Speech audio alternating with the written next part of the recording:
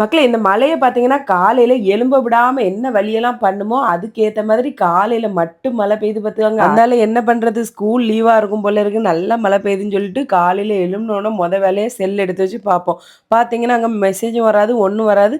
கொஞ்ச நேரம் ஆகும்போது ஆட்டோமேட்டிக்கா மழையே நின்னு போயிரும். இனி படுத்துட்டு இருந்தா சரிப்பட்டு வராதுன்னு கிச்சன்ல போய் கிண்டி வரக்கூடிய வேலைய ஆரம்பிச்சாச்சு மக்களே. இன்னைக்கு என்னென்ன சமைச்சேன்னு சொல்லிட்டு தான் அத ஒரு குட்டி மினி விலாகா பார்க்க போறீங்க. இன்னைக்கு கடையில இருந்து தான் ஆப்பமாவு வாங்குனோம். கடையில இருந்து ஆப்பமாவு வாங்குறத அப்படியே டைரக்ட்டா சுட்டு ஆப்பம் ஒழுங்கா வராது. அதனால கொஞ்சம் சோடா உப்பு, உப்பு எல்லாம் போட்டு கொஞ்சம் தண்ணி ஊத்தி நல்லா கலக்கி வச்சிரணும். ஒரு 10 நிமிஷம் கழிச்சு ஆப்பச்சட்டியில ஊத்தி சுட்டு எடுத்தீங்கன்னா பூ போல ஆப்பம் வந்துரும் மக்களே. மரச்சீனி கிழங்க மசாலா போட்டு வச்சு கொடுத்தா நியோனாக்கு சோறும் மரச்சீனி கிழங்கும் மட்டும் கொடுத்தா போதும் நல்லா பிசைஞ்சு சூப்பரா சாப்பிடுவா. லஞ்சுக்கு இன்னைக்கு சோறும் மரச்சீனி கிழங்கும் மட்டும் தான் மக்களே கொடுத்து விட்டேன். ஆப்பத்துக்கு குழம்பு வேணும்ல, அதனால 2 தக்காளி பல்லாரி எல்லாம் வதக்கி எடுத்து ஒரு தக்காளி குழம்பு போல சூப்பரா கிழங்கு இருக்கும்போது கிழங்கு ஃப்ரெண்டான மீன் இல்லைன்னா எப்படி அடுத்த மீன் குழம்பு தான் வைக்க போறேன். சூப்பரான பாறை மீன், பச்சை மிளகா, தக்காளி, மசாலா, புளித்தண்ணி, உப்பு, கருவேப்பிலை எல்லாம் போட்டு கையால குழப்பி ஒரு 1/2 மணி நேரம் கொதிக்க வச்சு இறக்குனா மீன் குழம்பு ரெடி மக்களே. வீடியோ பிடிச்சிருந்தா மறக்காம லைக் பண்ணுங்க.